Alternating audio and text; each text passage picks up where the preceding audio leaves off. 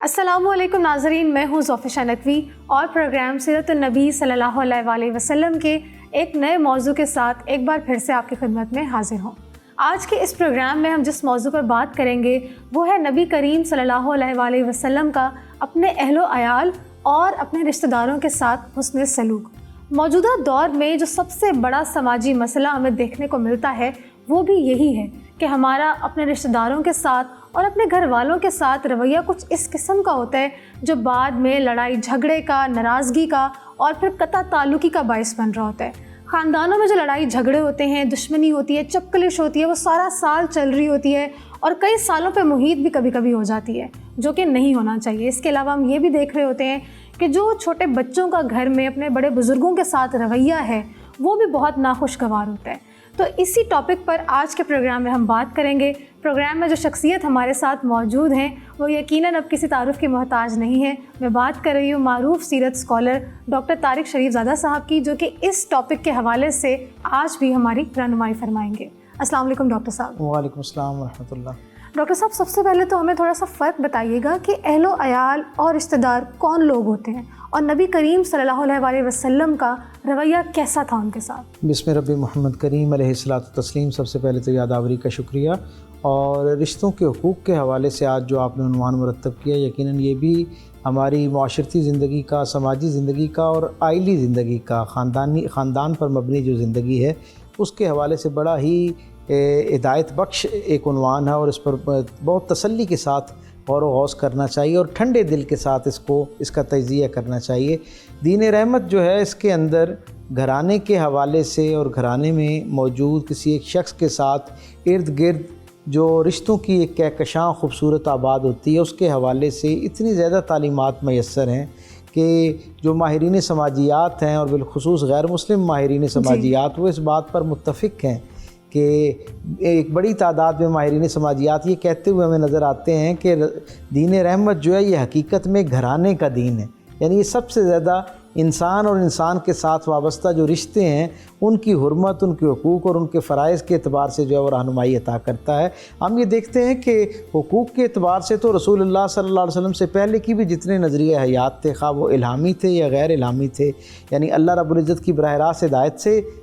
جڑے ہوئے تھے یا انسانوں کی اپنی دانش اور فہم کا نتیجہ تھا، تجربے کا نتیجہ تھا، سارے نظام ہائے زندگی کے اندر حقوق کی بات موجود تھی۔ اور رسول اللہ صلی اللہ علیہ وسلم کے بعد کے جو زمانے کے لوگ ہیں ان کے ہاں بھی مختلف نظام جو پائے جاتے ہیں ان میں حقوق کی بات زیادہ کی جاتی ہے۔ دین رحمت کی خوبصورتی یہ ہے کہ یہ حقوق کی بات بعد میں کرتا ہے، پہلے فرائض کی بات کرتا ہے، اور ہم اگر یہ بات سمجھ لیں تو شاید یہ ساری کہکشاں جو ہے یہ جو ایک الجھاؤ کا شکار ہے اسے بہت آسانی سے سلجھایا جا سکتا ہے کہ بنیادی طور پر کسی بھی رشتے کی کیپیسٹی میں جو میرے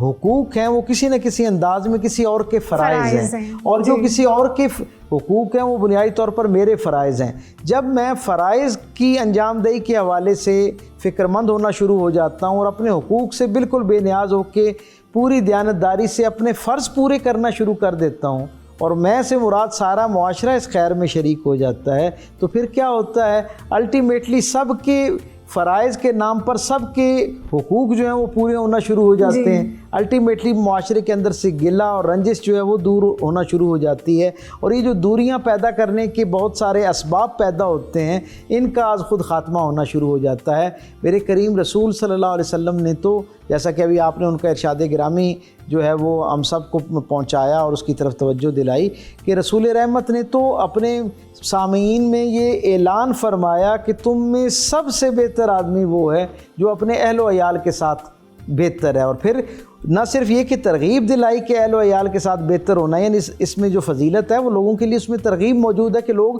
اپنے اہل و عیال کے ساتھ بہتر ہوں۔ اب اہل و عیال کے ساتھ بہتر ہونے کا جیسے ہی تصور کیا جاتا ہے تو وہ چھوٹی چھوٹی بہت ساری رنجشیں، وہ گلے، وہ شکوے، وہ توقعات کا نہ پورا ہونا، وہ جو ایک غیر موجودگی میں ہمارے بارے میں کسی کا کوئی کامنٹ پاس کر دینا، وہ ہمیں اپنے اہل و عیال کے ساتھ حسن سلوک سے ایک درجے پہ روک لیتا ہے۔ ہمارا ہاتھ رک جاتا ہے، ہم اس طرف بڑھنے سے رک جاتے ہیں۔ لیکن میرے کریم رسول نے اپنے اسی ہدایت نامے میں ساتھ ہی اپنی مثال بھی پیش کی اور کہا کہ یہ اتنا فضیلت والا کام ہے اور اللہ کے ہاں اتنا پسندیدہ عمل، اپنے رشتوں کی فکر مندی کرنا، ان کے حقوق کا، ان کی نسبت سے جو فرائض ہیں ان کا اہتمام کرنا اللہ کو اتنا پسند ہے کہ حضور اللہ کی اس پسندیدگی کو مد نظر رکھتے ہوئے اپنے اہل و عیال کے ساتھ سب سے زیادہ اچھے ہیں۔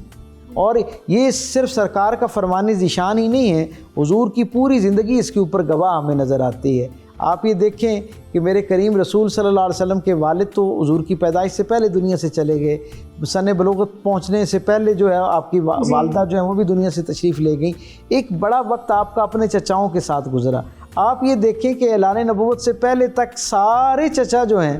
ان کے پورے گھرانے کے اندر سب سے زیادہ پسندیدہ ہستی جو تھی وہ رسول اللہ صلی اللہ علیہ وسلم کی ہستی تھی۔ آپ کے سارے چچا جو تھے وہ آپ کے ساتھ والہانہ محبت کرتے تھے۔ اس کا کیا مطلب ہے کہ حضور کا بھی ان کے ساتھ حسن سلوک اس انداز کا تھا۔ پھر آگے ہم دیکھتے ہیں کہ جب حضور کا محسن اسلام سیدہ خدیجہ الکبریٰ سلام اللہ علیہا کے ساتھ نکاح ہوتا ہے تو انسانی تاریخ کا اگر میں اسے سب سے بے مثال جوڑا قرار دوں تو شاید غلط نہ ہوگا۔ اس کا سبب یہ ہے کہ جیسے میرے کریم رسول نے اپنی ازواج کا اور بالخصوص سیدہ خدیجہ الکبریٰ سلام اللہ علیہا کے ساتھ آپ کا جو معاملہ ہے، جو آپ کا طرز زندگی ہے، ان کے ساتھ جو آپ کا رہن سہن ہے، ان کے ساتھ حسن سلوک ہے، وہ اتنا عظیم الشان ہے کہ دنیا کے سارے وہ لوگ جو اس رشتے میں منسلک ہونے جا رہے ہیں یا اس رشتے میں منسلک ہیں ان سب کے لیے ایک مینارہ نور ہے۔ اور رسول اللہ صلی اللہ علیہ وسلم نے اس رشتے کو کتنا خوبصورتی کے ساتھ نبھایا۔ اس اعلی عرفہ درجے پر حضور وہ اس رشتے کو جو ہے وہ اپنی محبت سے، اپنی شفقت سے،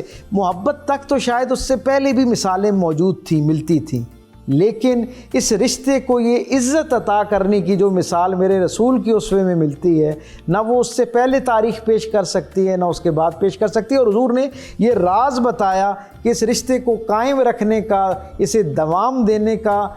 ازل اول تا آخر جو ایک نسخہ ہے وہ یہ ہے کہ اس میں محبت کے ساتھ ساتھ احترام اور برداشت جو ہے اور عزت جو ہے اس کا اہتمام کیا جائے تو خود بخود یہ رشتہ جو ہے وہ تقویت پاتا جاتا ہے۔ اچھا ڈاکٹر صاحب، ہمیں ذرا یہ بتائیے گا کہ خاندان کو، فیملی یونٹ کو اور رشتہ داروں کو ہم ڈفرینشیٹ کس طرح کریں گے؟ مطلب کس فیملی کی باؤنڈری میں کون لوگ آتے ہیں، رشتہ داروں کی باؤنڈری میں کون لوگ آتے ہیں؟ دین اسلام کے اندر یہ جو حقوق کی تقسیم ہے وہ بڑی فطری ہے، یعنی جو بندہ رشتے میں جتنا آپ کے قریب ہے اتنے زیادہ اس کے حقوق ہیں، یعنی سب سے پہلے تو یہ سمجھ لینا چاہیے۔ اب ایک انسان کی دنیا میں آنے کے بعد جب وہ تصور کرتا ہے اس پہ یہ حقیقت آشکار ہوتی ہے کہ سب سے زیادہ اس کی قربت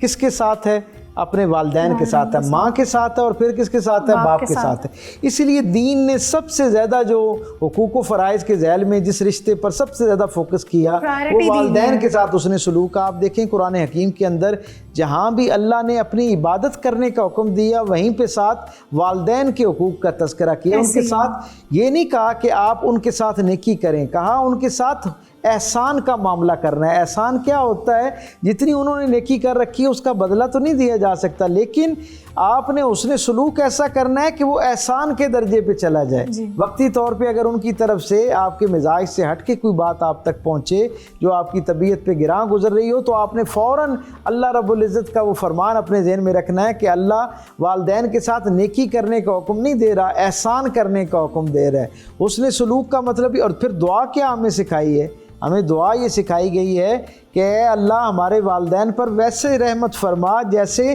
بچپن میں یہ ہم پر رحم کیا کرتے تھے۔ تاریخ جو ہے وہ ہمیں بتاتی ہے کہ رسول رحمت صلی اللہ علیہ وسلم اپنے کاشانہ رحمت کے اندر موجود ہیں، اور کوئی شخص دوپہر کے وقت آ کے حضور کو اطلاع کرتا ہے کہ بنو سعد قبیلے کے کچھ لوگ جو ہیں وہ مکہ آئے ہیں اور وہ حرم کے گرد میں جو کھجوروں کی درخت ہیں ان کے ساتھ اپنی سواریاں باندھ رہے ہیں۔ جناب خدیجہ الکبریٰ سلام اللہ علیہا فرماتی ہیں میں نے اپنی پوری زندگی میں رسول رحمت کو کبھی اس انداز میں گھر سے نکلتے نہیں دیکھا کہ حضور کے پاؤں مبارک کے اندر نالین بھی موجود نہیں ہیں اور حضور کے سر اقدس کے اوپر کوئی کپڑا رومال یا امامہ جو ہے وہ بھی موجود نہیں ہے۔ حضور اس بے چینی میں باہر نکلتے ہیں اور تھوڑی دیر کے بعد ایک خاتون کو اپنے ساتھ اپنے گھر کے اندر لاتے ہیں، اور عالم یہ ہے کہ وہ خاتون آگے آگے چل رہی ہیں اور میرے کریم رسول صلی اللہ علیہ وسلم اپنے ہاتھ کے اندر ایک چھوٹی سی جو ان کی کپڑوں کی पंडोकली है उसको अपने हाथ में उठा रखा है उन्होंने, और वो उसको घर के अंदर दाखिल होते हैं। 3 दिन तक उनकी ज़ियाफ़त का एहतमाम किया जाता है और जाते वक्त उनको तहाइफ के साथ बकरियां और ऊँट जो है वो देकर रुखसत किया जाता है। और ख़ुद हुजूर हज़रत खदीजतुल कुबरा सलामुल्लाह अलैहा और जनाब अली करमुल्लाह वजहुल करीम को अपने साथ लेते हैं और मक्के की सरहद पर उनको खुदा हाफिज़ कहते हैं। जनाब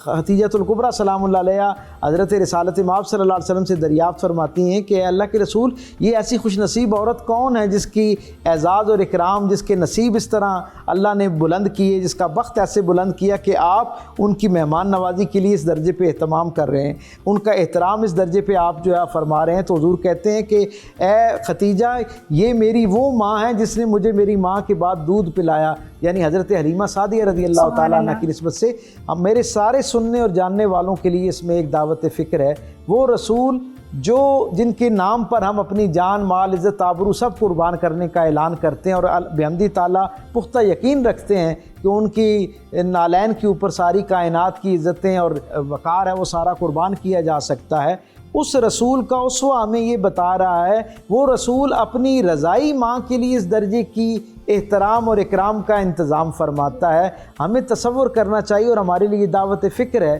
कि हुजूर तो अपनी रज़ाई माँ के साथ ऐसी मोहब्बत और एहतराम का सलूक रखते हैं, हम अपनी ज़िंदगियों के अंदर अपनी हकीकी माँओं के साथ किस तरह का सलूक करते हैं। क्या हम मॉडर्निज़म के नाम पर,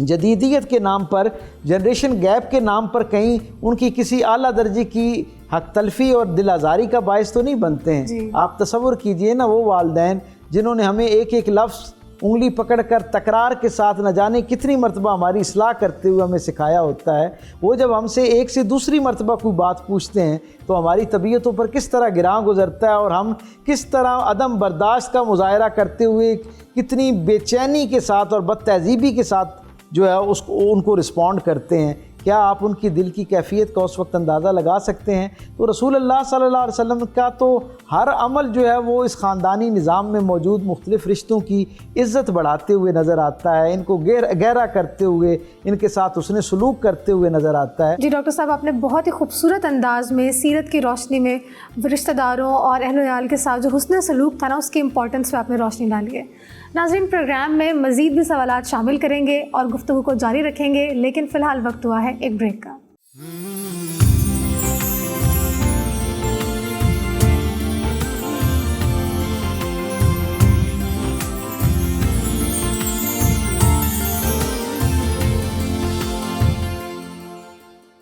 ब्रेक के बाद प्रोग्राम सीरत नबी सल्लल्लाहु अलैहि वसल्लम में एक बार फिर से आप सबको खुशामदीद। डॉक्टर साहब, अपने गुफ्तगू के सिलसिले को जारी रखते हैं और अगर हम मौजूदा हालात की और इस दौर की बात करें तो हमने हर चीज़ को ना अपग्रेड होते हुए देखा है। तरक्की का दौर है, जिद्दत का दौर है। जहाँ इस दौर में हम आगे जा रहे हैं, वहीं जब रिश्तेदारों के साथ हुस्न सलूक की बात आती है या फिर अपनी फ़राइज़ की अदायगी की बात आती है, तो इस दौर में हम कहीं ना कहीं कुछ पीछे रह गए हैं। आपको इसकी क्या वजह लगती है? देखें, एक बात हमें समझना चाहिए कि इंसान जितना ज़ाहिरी तौर पर तरक्की करता जा रहा है, असबाब और सहूलतें जो हैं उनको अपने इर्द गिर्द उससे अपनी दुनिया को मुज़य्यन करता जा रहा है। हम देखते हैं कि उतना ही इंसान का अंदर जो है वो बेसकूनी और इज़्तिराब का शिकार होता जा रहा है। ऐसा ही है। आप देखिए, वो मुआशरे जिनमें हमसे निस्बतन ज़्यादा आसाइशें, सहूलियात और तर्ज़ ज़िंदगी बहुत ज़्यादा स्मूथ है, खुशहाल है, वहाँ पर भी जो अंदर की बेचैनी और इज़्तिराब है वो हमसे कई गुना ज़्यादा है। उसका सबब क्या है? ये बिल्कुल ऐसा ही है जैसे बाहर की रोशनी जब बहुत ज़्यादा हो जाती है और अंदर रोशनी का एहतमाम ना हो तो अंधेरा जो है वो उतना ज़्यादा गहरा महसूस होना शुरू हो जाता है। दुनिया भर के सारे माहिरीन समाजियात इस बात पर मुत्तफ़िक हैं दीन इस्लाम की निस्बत से। वो कहते हैं कि दीन इस्लाम की जो इतने सिर्फ 1500 साल की मुख्तसर सी तारीख़ में इतने सारे आसाब और आलाम के बावजूद, इतने सारी आफतों के आने के बावजूद, अगर ये दीन हर आन इसके साथ जुड़ने वाले लोगों में इजाफ़ा हो रहा है तो उसके पीछे एक बहुत बड़ा सबब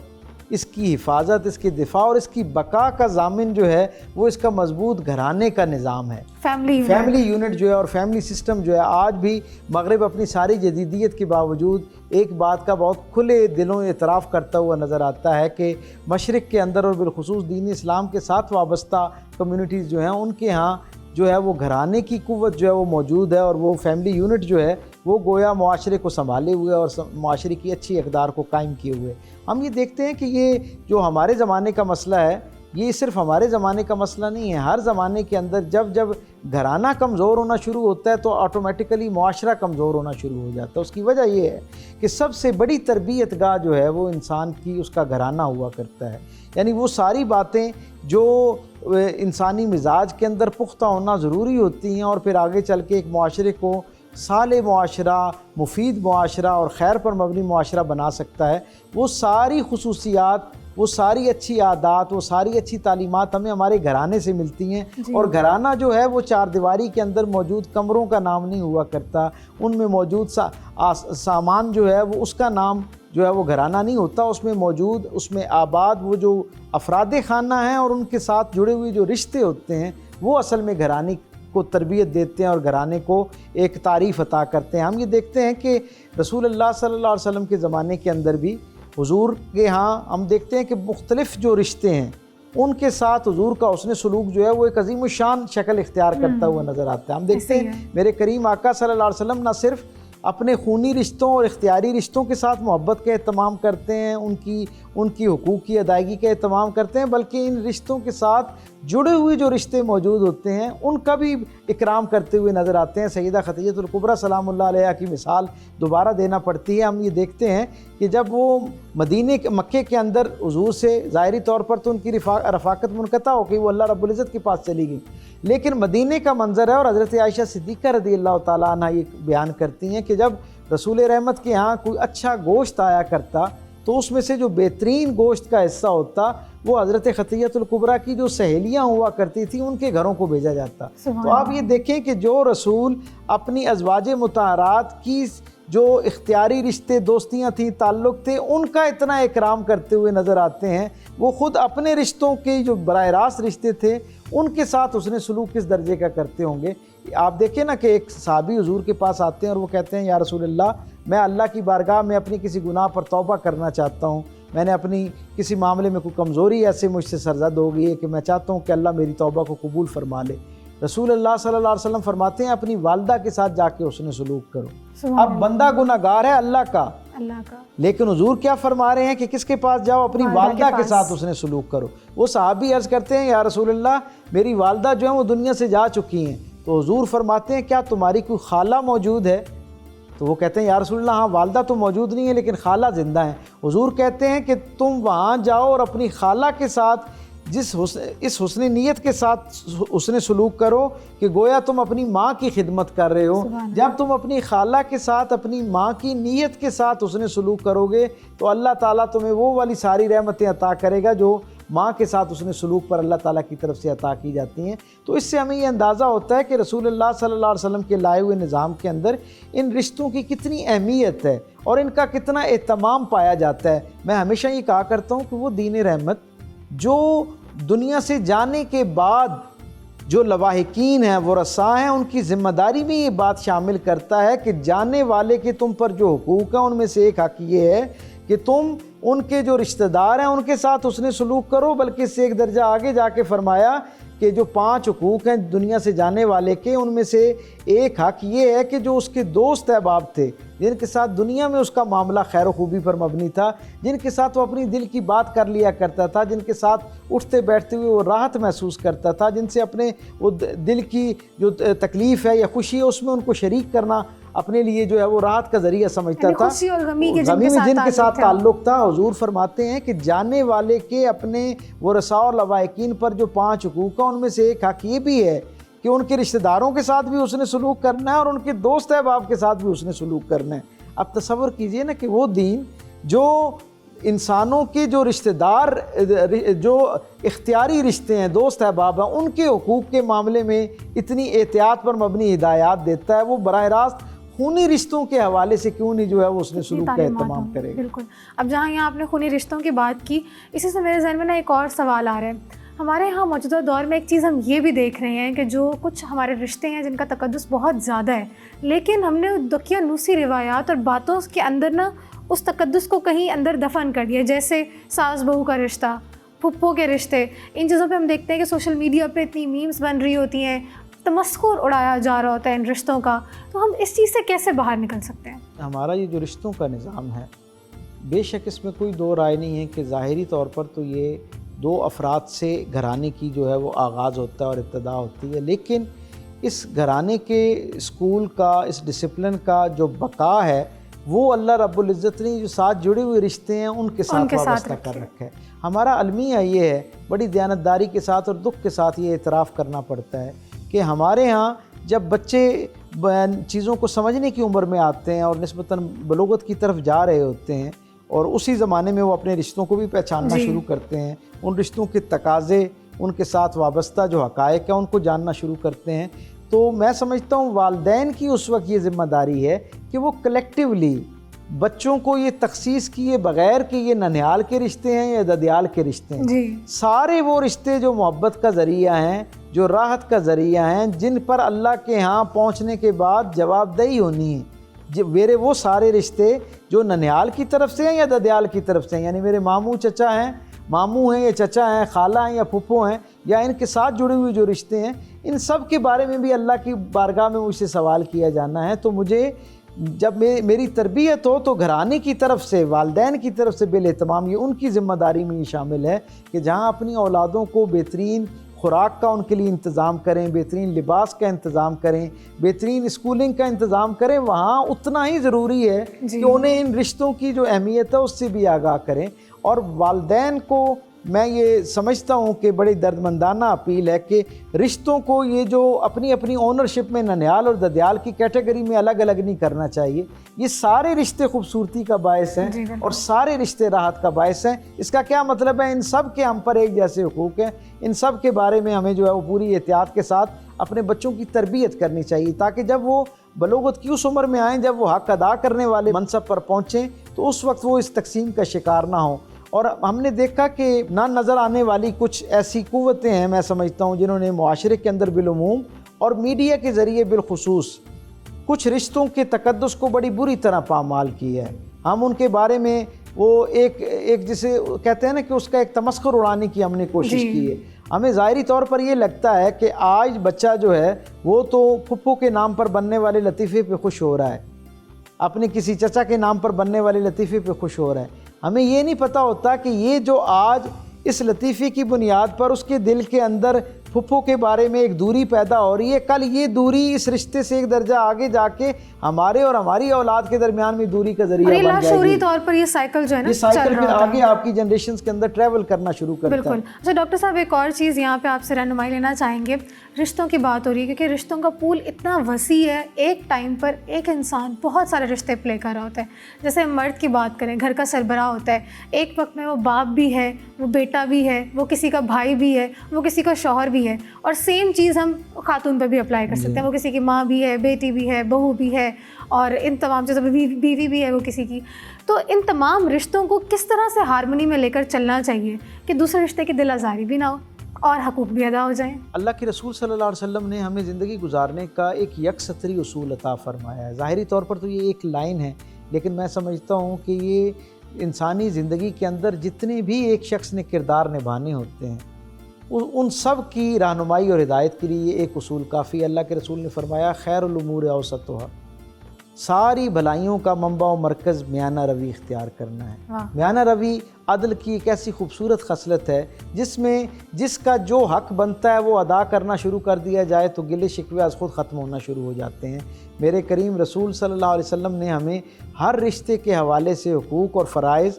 دونوں میں ایک ایسا خوبصورت توازن عطا فرما دیا، اس کی نشاندہی فرما دی ہے کہ آپ یہ دیکھیں نا کہ جب اس کو پورا کرنا شروع کر دیتا ہے بندہ تو گلے شکوے خود بخود ختم ہونا شروع ہو جاتے ہیں، سموتھ ہونا شروع ہو جاتی ہے۔ اور اس میں یہ سمجھتا ہوں کہ جسے اللہ نے مرد کو ظاہری طور پر اس بات پر بڑا مان ہوتا ہے کہ میں گھر کا سربراہ ہوں، یہ سربراہی عزت کا ذریعہ تو یقیناً ہے ہی ہے، لیکن یہ عزت سے ایک درجہ آگے جا کر ذمہ داری کی نشاندہی بھی کرتی ہے۔ فرائض بھی بہت سارے وابستہ ہیں، اس کے فرائض بھی بہت سارے بڑھ جاتے ہیں، اور وہ ذمہ داری کیا ہے جس کی وجہ سے اسے سربراہ بنایا گیا۔ عورت کو بھی اللہ نے عزت عطا کی مختلف رشتوں کی حیثیت میں، مرد کو بھی عطا کی، لیکن مرد کو سربراہی پتہ کیوں دی گئی ہے؟ اس لیے دی گئی ہے کہ مرد اس گھرانے کے نظام میں زیادہ بہتر انداز میں ان حقوق کے حوالے سے توازن قائم کر سکتا ہے، اس کی یہ صلاحیت زیادہ بہتر ہونی چاہیے۔ ہر وہ شخص جو گھرانے کے سربراہ کے طور پر اس کا ایڈوانٹیج لیتا ہے، اس پر فخر کرتا ہے، اس پر خوشی محسوس کرتا ہے، اسے اپنی ذمہ داریوں کے توازن کے حوالے سے جو ہے وہ اپنی جسے کہتے ہیں نا کہ حکمت عملی مرتب کرنی چاہیے۔ والدین کے جو حقوق ہیں یقیناً ان کی اہمیت سے کون ذی شعور انکار کر سکتا ہے، انہیں بھی پورا کرنا چاہیے، لیکن یہ کسی ایک کی حق کی ادائیگی آپ کو کسی اور کی دل آزاری کا ذریعہ نہیں بنانی چاہیے، اور کسی دوسرے کی حقوق کی ادائیگی پہلے کی دل آزاری کا ذریعہ نہیں بننا چاہیے۔ اور پھر اس میں میں سمجھتا ہوں کہ یہ جو ہم سے جڑے ہوئے رشتے ہوتے ہیں ان پر بھی بہت سارا یہ فرض عائد ہوتا ہے کہ وہ بھی اپنے سربراہ کو اور اس رشتے میں جڑے ہوئے شخص کو گنجائش دیں کہ وہ اپنے سارے حقوق اور فرائض کو بطریق احسن جو ہے اور عدل کے ساتھ ان کو پورا کر سکے۔ اگر ہم تھوڑا تھوڑا اپنا حصہ جو ہے نا حقوق کا جو حصہ ہے اس میں سے تھوڑا تھوڑا جو ہے وہ اس کی معافی دینا شروع کر دیں، اس سے رخصت دینا شروع کر دیں، تو خود بخود معاشرہ جو ہے وہ بھی خوشحال ہونا شروع ہو جائے گا اور گھرانے جو ہیں وہ بھی پرسکون ہونا شروع ہو جائیں گے۔ بالکل درست فرمایا ڈاکٹر صاحب آپ نے کہ برداشت جو ہے اس میں ایک بہت ہی امپورٹنٹ فیکٹر ہے، اور اسی پازیٹیو میسج کے ساتھ ہم اپنے آج کے پروگرام کا بھی اختتام کریں گے۔ ناظرین، امید کرتی ہوں کہ آج کا پروگرام بھی آپ کی معلومات میں اضافے کا باعث بنا ہوگا۔ ڈسکور پاکستان کے پروگرام سیرت النبی صلی اللہ علیہ وآلہ وسلم کو آپ ڈسکور پاکستان کے فیس بک پیج اور یوٹیوب چینل پر بھی دیکھ سکتے ہیں، اور ہمیں اپنی قیمتی رائے سے بھی ضرور آگاہ کیجیے گا۔ ایک نئے موضوع کے ساتھ ایک بار پھر سے آپ کی خدمت میں حاضر ہوں گے، تب تک کے لیے اپنی میزبان ظفر شاہ نقوی کو دیجیے اجازت، اور دیکھتے رہیے ڈسکور پاکستان۔